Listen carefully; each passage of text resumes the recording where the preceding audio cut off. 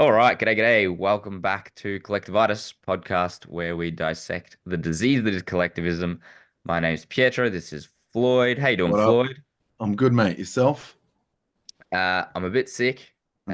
and every time I'm sick, I think it's there's a bit of irony in hanging shit on the vaccine because Yeah, because you could have been God damn sicker. it, I could have been sicker. I could have and should have been dead. If it weren't for the fact that everyone around me vaccinated and therefore I am Yeah. safe and protected. Mm, mm, Safe and effective. I should have, six more vaccines and I wouldn't have been sick. mm. I would have been, right as rain. I actually would have been super muscular and way healthier because, all those benefits to that vaccine, the way they were talking about it, were outrageous. You would have had good heart rate. I would have had a Consistently great good heart like rate. heart rate, just boom, boom, boom, boom, boom. Yeah, either really good or just like flatline, like the best. Best heart rate.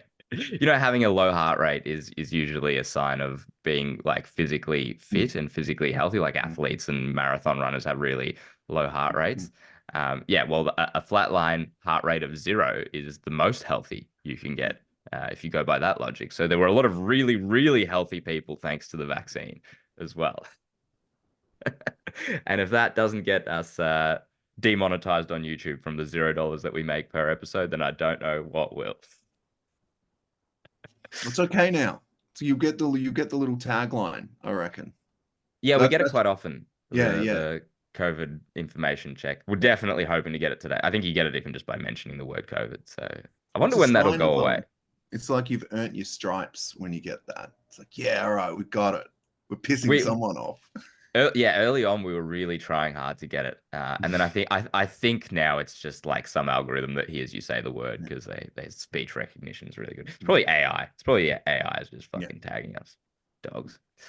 Um, But the first thing we wanted to talk about before we get into a little bit of COVID stuff and looking back through the history books and looking back through some of the great moments of the COVID regime. Now that the AstraZeneca vaccine's been pulled, that's the catalyst for why we wanted to talk about it. But before we wanted to talk about that, there is another thing that's happening, which is pretty cool. So the US has been the thought leaders for libertarianism for pretty much always, right? Like the Austrian School of Economics comes from Austria, but a lot of them wrote and lived and expounded their ideas in the US. The US was largely founded on libertarian principles. The US Libertarian movement and party and Ron Paul 2008 and Rothbard and Mises lived in the US and worked in the US and all that stuff. Like the US is the hub of intellectual libertarianism. And the US has been kind of lagging in terms of the Libertarian Party. They're achieving anything compared to some of the rest of the world. Like, for example, recently, obviously, we know Javier Milei had great success in Argentina. Argentina had not previously been known as being particularly libertarian. Um, yeah, the ACT in New Zealand, they have had some success. New Zealand, I would never have thought were libertarian. Even here in Australia, we have elected libertarian members, despite relatively small percentages. But that's more than at a state level. The US doesn't have that. They have good Republicans in some cases, but even then they're not completely libertarian, with the exception of Ron Paul. Uh, but recently, the Libertarian Party has been kind of throwing its weight around a little bit more. There was a lot of noise around the Libertarian Party's candidate for the upcoming presidential election when it looked like it would be Dave Smith. And Poor Dave. to everyone's great disappointment, Yeah. and I'm still a bit sour at him, he's decided not to run for family reasons. Bastard. How dare he? I Uh, I have a conspiracy theory about that. Go on. I reckon he just didn't want to run when Trump was running because he just get fucking smashed. He just wanted a bigger kind of way to because he's a great talker and he's like a quite a well-read guy. Yeah, that would all kind of be lost when you've got a Trump election and kind of like everyone on the Trump bandwagon. That is a huge conspiracy theory. I would Yeah. say that would go against a lot of what he said. I look, I can understand it, and he does like the whole thing with him is he constantly gets attacked for defending Trump, because he does defend Trump against the absurdities of like the weaponization of the legal system and all the weaponization of the media against him. And he always has to defend himself by saying, well, no, we are some of Trump's biggest critics. Mm. For example, the handling of COVID, the appointment of Fauci, keeping Fauci in charge the whole time, Operation Warp Speed, all the rest of this stuff, his reluctance to end wars, despite the fact that he's credited with not starting any new ones. And so he always kind of has to point these things out. But yeah, so I can kind of see it in that sense, because he would have to come out a lot stronger against Trump. And there is the point that, yeah, at the moment, Trump is kind of the masthead for pointing out how absurd a lot of the worst of the worst is. And he'd kind of be hemmed in a little bit. But I don't know. I feel like that's I don't know if I can get on board. I think it probably was just family reasons. Anyway, the point is he's not running. Yeah, Libertarian regardless. Yeah, we're already on a tangent. Sideline. He's not running, and the Libertarian Party has been kind of floundering because they got no one else who's anywhere near that level. Like, he endorsed Michael Rectenwald, who is great on theory, but he's not the charismatic person that you need to win over hearts and minds and win over a million, however many votes they need to be even relevant. I think it's like 10 million votes is what they would need to be relevant. And so, they've been floundering again, and it's kind of, again, a disappointing US representation for the libertarian movement. But a huge development occurred recently, which is that Angela McArdle, who is the chair of the Libertarian Party, who is also part of the Mises caucus there, who's, the Rothbardian sector of the Libertarian Party, which is now taken over, which is I'm fully in support of. She invited Biden and Trump to the Libertarian Party's national convention later this month. And unsurprisingly, the Biden camp didn't say anything, but incredibly surprisingly and very excitingly, Trump has agreed to turn up and to speak at the Libertarian Party's national convention, which immediately has caused an enormous uproar in the libertarian community there. You have the people who have a broader perspective and who can understand the importance of this. You understand that the number one, the leading candidate at the moment, the front runner of the race, turning up to your national convention and trying to appeal to a whole heap of people who have previously been completely sidelined by the two major parties, completely ignored, is enormous. Like, it's a monumental opportunity. But then there's also all the armchair libertarian purists who are like, well, this is just proof that the Libertarian Party and the Mises caucus is useless because now they're appealing to Trump and they're trying to. The whole time they were just shills for Trump, and look, this is proof that they're shills for Trump.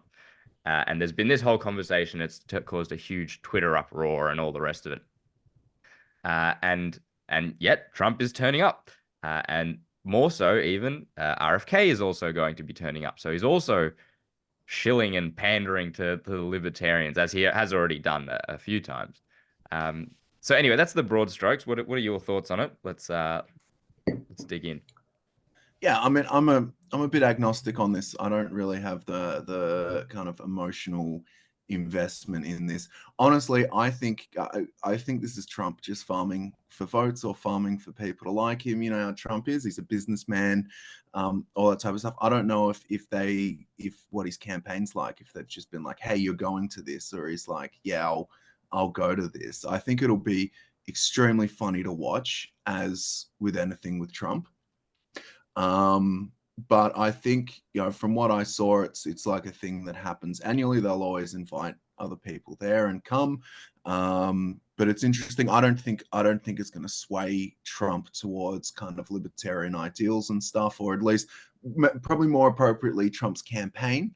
But it might show them, hey, here's a voter base right here that might get you over the line, or might get you those things if you can really appeal to it. I see it as, everything with Trump, it's always selfish. I don't see him as a really altruistic person.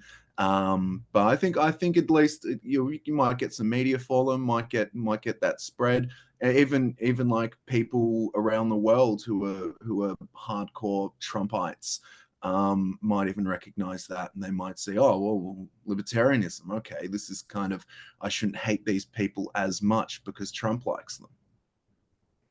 Yeah, well, I mean, as you said, if they, I'm not sure whether they've invited the Trump and Biden in the past or whoever it was, Trump and No, Clinton. I'm pretty Uh, sure they always invite like presidential candidates, like other presidential candidates to come. It's like a tradition for them. well, there you go. Then the Yeah. huge headline on this is the fact that not just that Trump is attending, but that for the first time it's become, as you said, Trump is selfish and he's doing this to farm votes. But for the first time, it's become such an important, subsect of society that you now have to try and appeal to them, that they now Yeah. hold some sort of sway and some sort of political power where you have to actually attend. You have to actually try and get their votes, because otherwise you won't win. And I think that's hugely important because I mean, the libertarians have constantly been complaining, they want a seat at the debates. They want a seat at the discussion. They want to be able to guide some of what's being talked about because the whole point of libertarianism is that the left and the right are arguing over these minute differences, but agreeing on the main things on the whole. And we disagree with the whole of it. We are actually the most diametrically opposed to any of the candidates, but we don't even get to talk. So for Trump to turn up and to have to be in a discussion around libertarians means that he has to engage with the ideas. And you're like the same as here. The biggest problem with the Libertarian Party and with libertarianism in general is people not knowing about libertarians, not knowing what we think, not knowing that we exist. And lots of people, when they do hear about us, they think, oh shit, I didn't even know that was an option. I think the US is probably similar. I don't know. There might be more of an understanding of the word might be a little bit more popularized, but I dare say a lot of people still don't know what a libertarian actually believes. In the Or at US, least they at probably. least at least holds them in respect. I think there's that kooky. I think libertarians got that kind of kooky image that it is retained from previous times, which is still kind of a little bit true, but we don't talk about that. Yeah, well, and that's the thing. Like we want to be, they want to be taken seriously. We want to be taken seriously. There's nothing more taken seriously than Trump Mm. turning up to answer questions. And I mean, that's the thing, right? He can come and he can't farm votes with the libertarians in the same way that he will farm votes at any of his other conventions or any other rallies that he has because he's speaking to a crowd that's completely against most of what he's going to say. So he's going to have to take libertarian angles on things. Mm. Or, it can be a massive debacle and it all comes crashing down around his ears. But I can't imagine that him and his campaign are so tone deaf to not know what it is that the libertarians are going to ask or going Oh to, yeah, for to sure. want to hear. Um, the other thing is that RFK has challenged Trump to a debate at the Mm. Libertarian Convention, Mm. which, again, for libertarians who have always wanted a seat at the table to have RFK, like the most popular independent in a very long time, against Trump, the front runner, and the only two really viable choices for a vote. I can't imagine any like other than obviously the Libertarian Party's candidate, but I can't imagine a libertarian. If they're not going to vote for the Libertarian Party candidate, if they're going to try to pick the lesser of two evils, they're not going to pick Biden. They are picking between Trump and RFK. It is the only debate that actually really matters for people who we would consider rational, I guess. And to have that debate there is enormous. It's huge. It is finally the libertarians being allowed to not only be a part of the debate, but to host the debate. I Mm. think this could be a real shifting the needle moment, which I think shows the way some people's perception, the libertarians who are criticizing inviting Trump, is a very small-minded way of looking at politics. It's that sort of um, not just puritanical, but like just wanting to conserve and wanting to pretend that what we already have is something worth celebrating and not appealing to populism. Like if we are going to play the game of politics, you have to be populist because populism simply means having more of the population on your side. And if you're going to get people elected, which is supposedly the purpose of the Libertarian Party, or to spread the message through getting people elected, then you have to have at some point an appeal to most people. What better time to appeal to most people than when everyone is drowning in inflation, cost of living, and the debt in the US is even, tenfold more absurd than it is here. The foreign wars that they're fighting tenfold more absurd than our involvement. What better a time to have these discussions and to try and to uh, expose our message to the masses. Yeah, I think it's a good kind of catalyst for some discussion, especially if they can, if there is a debate. I'm not sure if there will be. I don't really know. But it would I be don't. if, In saying that, I yeah, don't think yeah. that But he'll like actually fingers agree. crossed. Fingers Yeah, crossed. I don't think Trump will agree to the debate. Yeah, yeah. But in saying that, if you can pick the questions, that's the number one thing. And I wonder if it would just be like two people just umming and ahhing over questions and then saying things that doesn't really resonate with people. Like both the questions don't resonate with people, and they're like, "Yeah, all right, cool." I think the one thing we're talking about today, will probably end up being like vaccine talk between Trump and RFK, Yes. Well, and something like that. that's why I don't think Trump will take it, because Trump, for two reasons, I don't think he will take the debate. Firstly, he has way more to lose than he has to gain. Mm, He's essentially giving a platform to the only other viable choice against him for people who are umming and ahhing whether to vote. Like, it's not like he's converting Biden voters. He's trying to win over RFK mm, voters. And he's essentially giving more of a platform to lose his vote if he does debate him. And secondly, because he is so awful on vaccines and continues to brag about the vaccine empire, which he shilled for and promoted and paid, billions of taxpayer dollars towards. And RFK is so like autistically good on that topic. mm. Like he knows it in and out and can cite you 200 studies and can cite you 200 statistics. He would lose that. He can't just insult RFK into silence the way he did um, Yep. Jeb Bush, for Yeah, example. yeah, yeah, yeah. Um, so yeah, I don't think the debate will happen, but the One can hope. one can Can hope. one And not? the other thing I saw just this morning, I was watching, listening to Dave Smith, and Mhm. Dave Smith has volunteered his services to also be in the debate if they are to have the debate between the two of them, Okay. and to or to moderate it if they want to Yeah, moderate yeah, it, yeah. because it wouldn't make sense to put the libertarian candidate, a libertarian candidate in the debate yet, because they Yeah. haven't chosen a libertarian candidate. So whoever they would put, they'd be, putting up on a pedestal and essentially making them the de facto candidate Mm. if they were to put him in a debate against Trump, between Trump and RFK, or even to moderate. But Dave Smith is not running. We know he's not running. He's, I would say, the most popular libertarian figure in the party in America, and barring Harvey Milei, potentially in the world at Yeah. the moment. Oh, Um, I think it's just you get that what a lot of people have been saying is you get that kind of Ron Paul vibe from him where you just get the people like he can activate people to actually care about it, as opposed to some previous people that you don't really hear about or know anything about. So I think that's the whole idea. Speaking about populism, that's that kind of that get up, get the popular, well, get the people behind it. As they do say, now is time, but they only use that for specific candidates. um, well, what it makes me think, and I don't know how this fits in with your conspiracy theory that you were mentioning Mm-hmm. before, but what this makes me think is, and I've had this thought for a while, I've wondered whether, when Dave decided to pull out of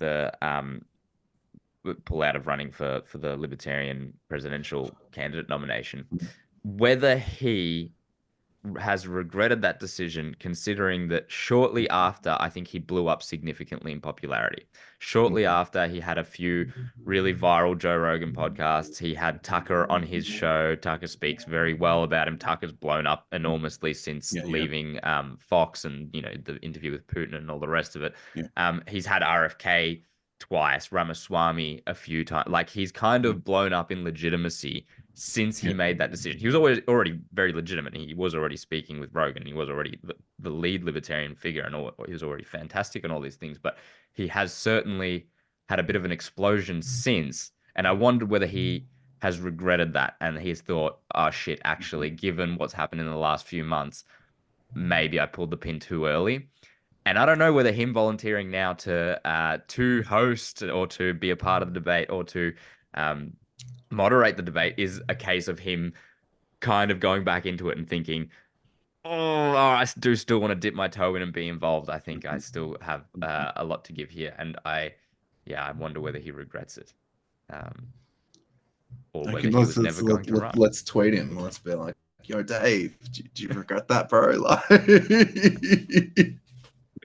Yeah, well, and he would. That's the other thing. Yeah, he wouldn't admit it. I don't think he can't admit it because that yeah, kind yeah, of yeah, throws of a course, spanner of in all the course. works of even the Yeah, current whoever does end up being the Libertarian yeah. Party's candidate. And it is true, and he said a bunch of times. And the other thing, I suppose this goes into your conspiracy theory as well, is that lots of libertarians in the US have already admitted that this is going to be a very low voter turnout for the Libertarian Party. It's not going to be anything like Gary Johnson's 5% of 2016 um, because RFK is in the race. And so people who are discontent with both the options presented by the major parties had previously de facto turned and voted for the only, the third largest party, even if it's by an enormous margin. Or or they just won't vote. I think that's one thing is like Australians, we don't consider just because it's compulsory voting that people just say, fuck it, I'm not going to vote.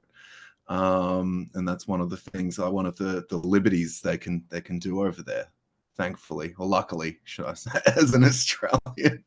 Yeah, and yeah, it's actually kind of weird to put yourself in that mindset because we have the complete mindset of, oh, well, you have to vote, so I'm Yeah, gonna, or you're like, I have to vote, or I just donkey vote. Like I yeah, have to turn out, and you usually, what 93% of the population end up, casting a vote for someone. yeah, and yeah, well, that's whereas in the US, I guess you just don't turn up if you're so discontent with the two. But there was Mm. still a significant that it's hard to discount that in 2016 there was a significant protest vote going to Gary Johnson by people who Okay. actually turned out and turned up, and that 5% is not reflective of the Libertarian Party's sway over the whole of the US because Yeah, it yeah, didn't last. It lasted only for that one moment. It was only a singular moment that showed that. yeah. Uh, so I guess there are some who still turn up just out of spite to say, I don't pick either of you, you bastards, which I guess is the crew that will go to RFK this time round, Mm. if I had to guess. But if I could offer a contrarian opinion for the people who are upset about him coming, we're both members of the Libertarian Party. I don't speak on behalf of the Libertarian Party, but just throwing this away. If I found out that, Peter Dutton was coming to a Libertarian Party event or something like that, or we'll just go Peter Dutton. He's the liberal person. I'd be like, what's going on here? Why is Peter Dutton here? Like this is just crazy. That same kind of mindset, though. It's not like something I'd boycott, but I'd just be like, hey, what's going on here? Well, imagine if at the last federal election in 2022, um, Scott Morrison had come and started speaking at let's say we had our AGM and Scott Morrison had decided to come and speak at it. Now, let's say it's a 3 or 4 day event and it's much bigger than it actually is the way that it Yeah, is in yeah, the yeah. US. And he was one of the speakers there. Well, the instinctive reaction would be, this is fucking great. Imagine how many people are going to learn that we exist. Imagine how many people are going to learn that we exist because Scott Morrison spoke I here. don't know. And Yeah, yeah. I mean, I get that, but at the same time, me personally, I'd just be like, "Oh God, what are you doing here?" So I'd just heckle him, which maybe people are going to do for Trump. well, that's right. And also you could ask him all of the horrific hard questions Mm. um that we want to ask about all the double standards and all the two-facedness that he was going through. Especially, like, imagine if it was 2022 and you could ask him why he was constantly harping on about how there's no vaccine mandates and how he thinks they're unethical and whatnot, and then he allowed every single state to use them and to implement them. So it was just paying lip service. You could ask him that stuff. I think that would be a huge opportunity. See, yeah, I disagree with you here. I think So you're if thinking strategically. I'm thinking personally. Yeah, there's obviously an element of spite, but you could even like you could ask those spiteful questions in person. That's the whole Yeah, point. Like, lots of people write politicians angry emails about the shit that yeah, they're true pissed that. off about, and how Yeah, rarely yeah, do they get a response. yeah, If one of them turns up to your thing, like, yeah, you could yeah, absolutely. Dan Andrews turned up to the Libertarian Party to try and win vote. And Matt, what an opportunity. yeah. Um, He anyway, probably, he probably, he probably wouldn't get out because he'd be hugged so much. yeah, he'd be hugged and coughed on. And he didn't take the vaccine, so he would die Yeah, instantly yeah. from Oh, from for sure. COVID. He'd get COVID. He'd get long COVID. And yeah. I really wonder how many vaccines did Dan Andrews take? Did he Mm, take the first two? Is he still up to date? Is he taking the 10th, 11th, and mm, 12th? Like mm. that's Yeah. I don't know, one for the ages. Maybe that's why he fell down the stairs. Hey, that's a great point. Maybe that's why he was having pericarditis, and that's why Yeah. he tripped on those stairs. Those Yeah. stairs actually had nothing to do with it. No, Um, it's just little slip. but I just couldn't get the handle. I they just didn't couldn't get the handle. You know, my North Face, I had to zip it up. I'm not suicidal, by the way. Just so you know. Yeah. I hope you've all enjoyed the last episode we've got with Floyd. R.I.P. Floyd. It's been nice knowing you. You should take an extra couple COVID jabs just to be safe now. Just to I reckon. I wanted to take the AstraZeneca, but I can't anymore.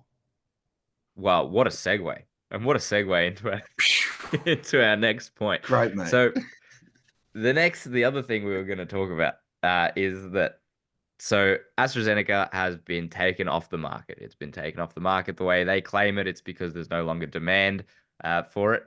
No shit.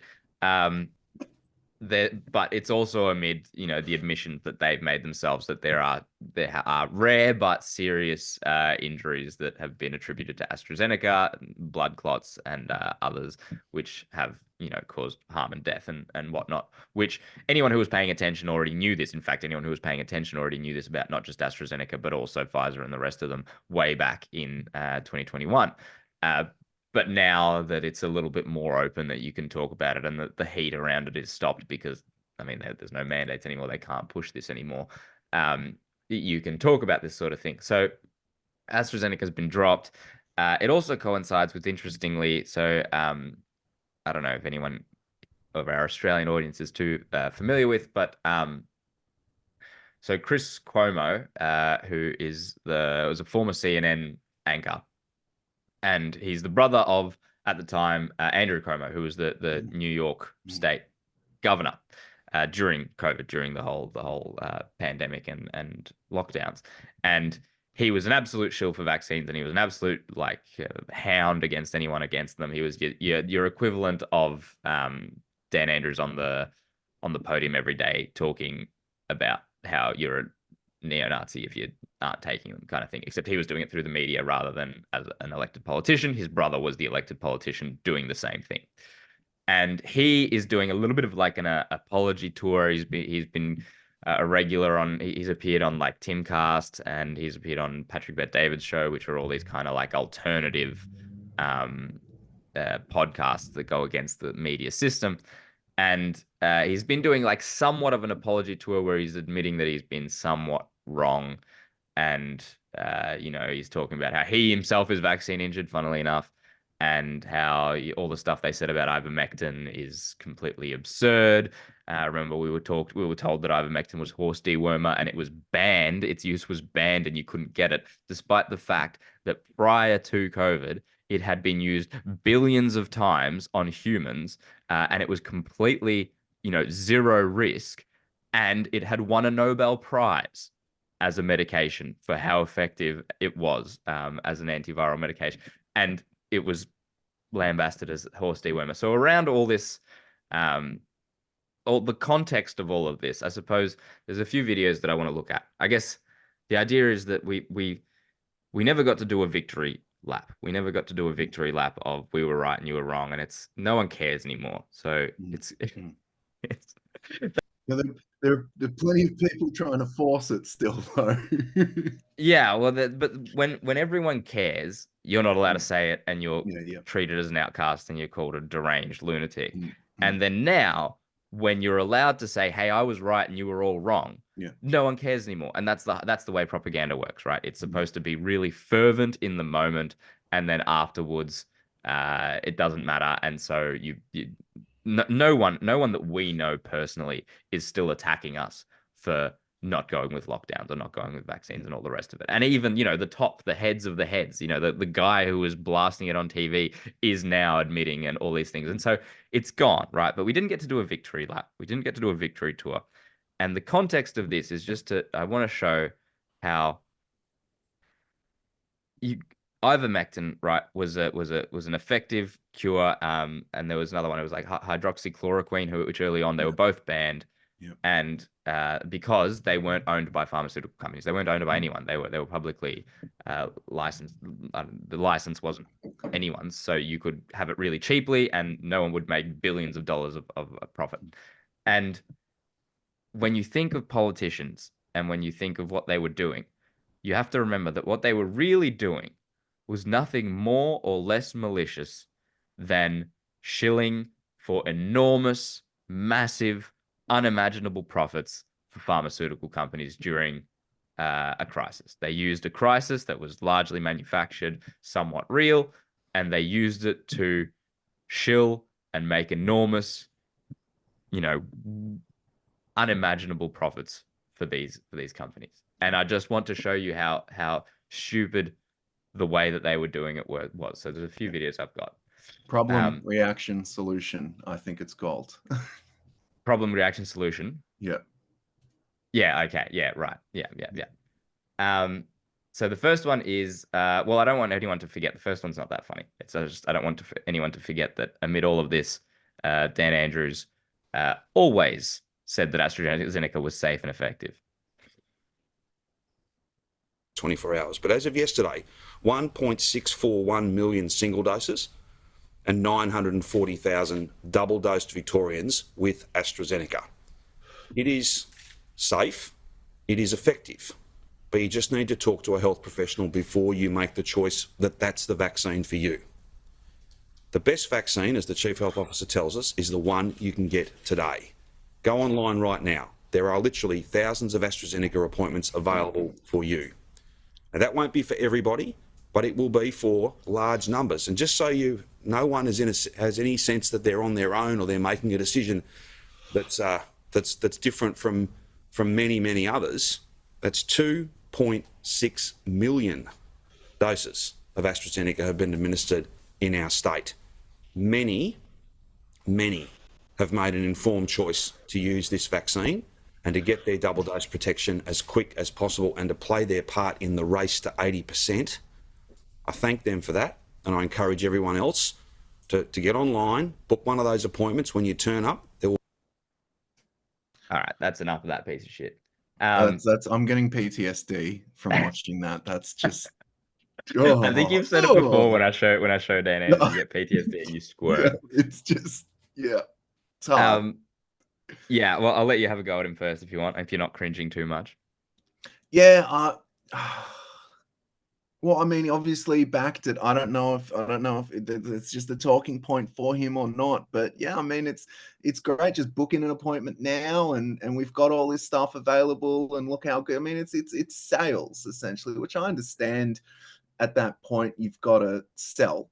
You've got to create value for it and show them where they can get the value. But I mean, it was just so hard, even at that time, just to say, especially when you had the 80% rule and stuff like that. And this is going to get us all out of lockdowns and just push it.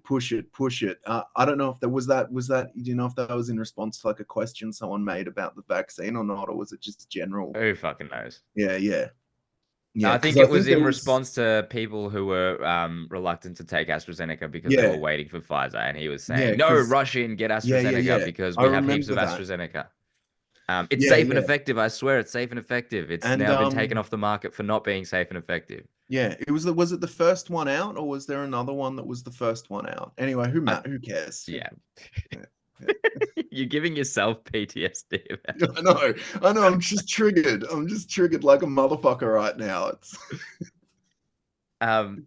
the other one. So you want to see the absurdity of these disgusting shills who were throwing millions and billions of taxpayer dollars at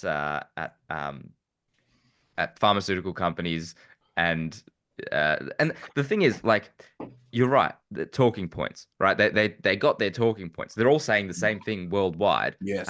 Apart from the millions of experts who were silenced into losing their jobs and to not being allowed to Yeah. talk. But all the ones who were allowed to be platformed, we're all saying the exact same things: safe and effective, safe and effective.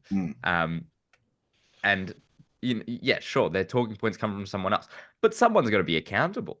Like, I've got to be able to blame someone.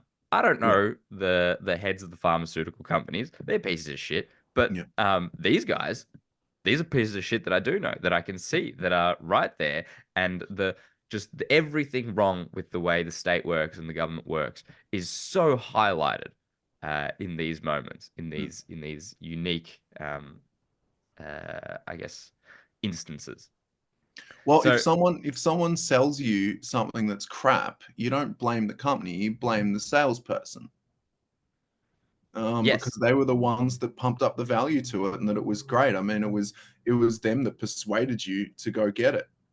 well, that's right. Yeah, there it is. That's a great point. And these were not just salespeople; they were salespeople with a gun to your head that you had to buy the product. In fact, they already paid for the product, and they had to make you take it so they could buy more of the product to get their friends rich.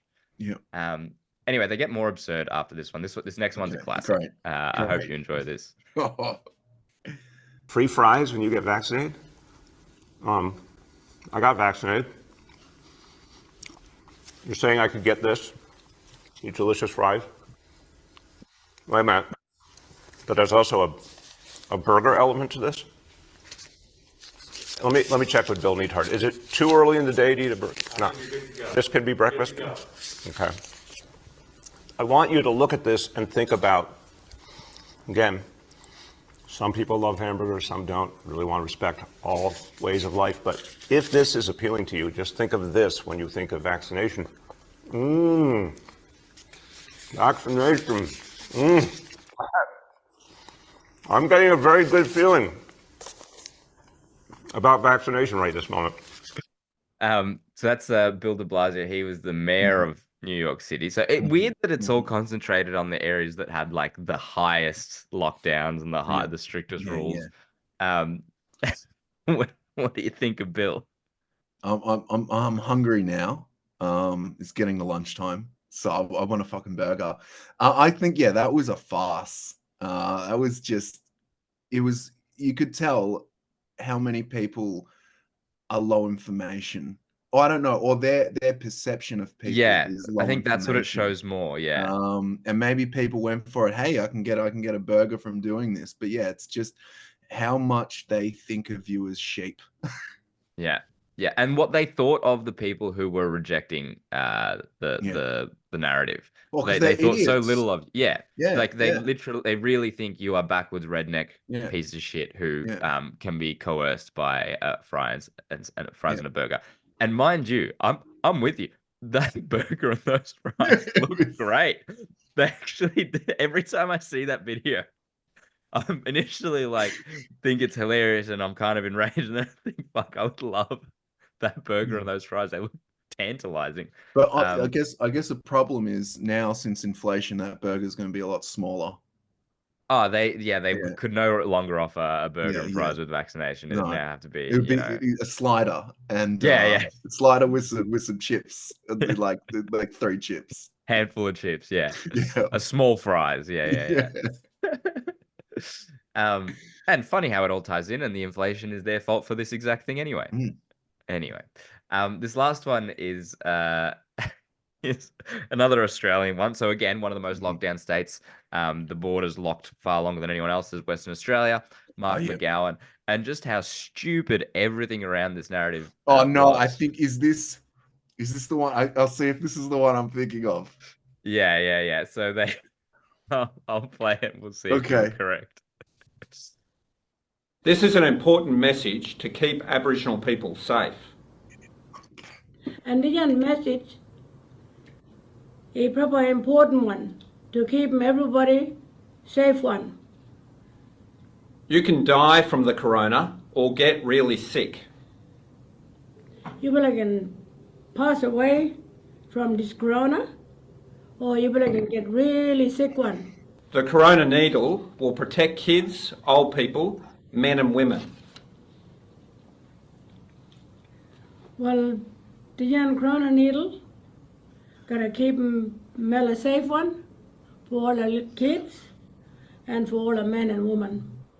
Many people around the world have already had the needle. Big more people all around the world been already getting but their needle. It is free and it's safe. The young, that needle block corona, he free one and he safe one. That's enough of that. Was it the video? Was it the one? It was. Yeah, it was. Fuck me. That was. Yeah. So I mean, I'm gonna tie this into something else. It shows. I guess it just shows as well their interpretation of Indigenous people, and these are the people that wanted the voice. You know? So, oh man, It's just, I like, don't know. Yeah, go on. Yeah. I don't know. I don't know. Looking at him again, it seems I don't know if he's holding back his laughter or not, or if he's taking himself really seriously. And that is I hate to be a white person speaking on behalf of Indigenous people, but that is really cringe for Indigenous people. Like, that is just degrading. So patronizing. Yeah. Well, it's weird, like the stony look in his face as he like stares off the camera while she talks. He has to And be he's thinking, blinking. this is so stupid. Like, what? Yeah. But just even the way there's a global pandemic. There's a fucking global pandemic, and there's all these restrictions, and it's the end of the world, and we have to lock our borders, and finding a way to like pander to the woke element of all of this, like, hey, we need to make sure we include Aboriginal cultures into this conversation by having an Aboriginal lady speak the same words in like a bit more of an Indigenous accent. What the fuck? Yeah. This is what we were told was the rational and the sensible and the leaders, and we were the lunatics on the outside. So those are the 3 victory lap videos, because I know we won't get vindication. We will never get the vindication that I so desperately crave, where I want every single piece of shit who personally told me to get vaxxed, or who was yelling on the TV screen, and Dan Andrews and all the rest of them, and every single politician and every mandate enforcer and all the rest of them. I all want them to admit and to suffer and to be faced with how wrong they were. I won't get that vindication, but I can rewatch these videos and point out how dumb and stupid and how right we were and how wrong they were. Well, I had a question about this. Do you think this is like they're just doing this at this point in time to kind of be like almost like the validation, like these small points, well, not necessarily small points, but like, all right, we're mentioning this and now we move on? Or is this the start of something unraveling about the whole COVID bullshit? No, I don't think we ever see an unraveling. I think that's what it is. It's like these sort of half apologies, half admissions, so that they can say, hey, well, I've already said that I was wrong. You can't can't attack me on that anymore. I've already said I was kind of wrong and I had bad information, and they're not real admissions. Like Cuomo, for example, how vehemently he pushed this thing. His admission, his apology was nothing to that sort. It was along the lines of, hey, I had bad information. What are you going to do? I've got the right information now. Now I'm telling the truth. Yeah. It's all this sort of stuff. It's half apologies so that they can point back to him and say, well, I've already apologized for that. So let's move on. Let's talk about how we need to fund Israel for the next 600,000 years, whatever it may be. Yeah. Anyway, that's what I wanted to talk about today. Is there anything else anything that we've spoken about you wanted to add? No, apart from like, share, subscribe, get this out to people, and all that good stuff. Yeah. Yeah, well, and if you've enjoyed this, and if you want other people to have to witness our victory lap, it's all of our victory lap, because our viewers are obviously on board with all of this stuff. So let's enjoy this victory lap. You guys deserve it as much as we do, and share this victory lap around so that to all your piece of shit friends and families. Let's see if we can get ratioed, more likes than more dislikes than likes on this video. It means we'll have shared this victory lap to enough people. That'll be a good sign. That means you've got to like it first and then share it with people who dislike it. Because it needs to be like a good ratio. We can't have just like 1 like and then like, 10 dislikes, because that means it's bullshit. Let's get a fight. We know you've done it. Let's get a fight going in the comments. Nothing like a good old fight in the comments. All right. Well, that's all for today. We are on YouTube, Instagram, Spotify, and Twitter. You can follow us there. As Floyd said, like, subscribe, and all the rest of it, and share. That's it for now. Catch you later. Take it easy.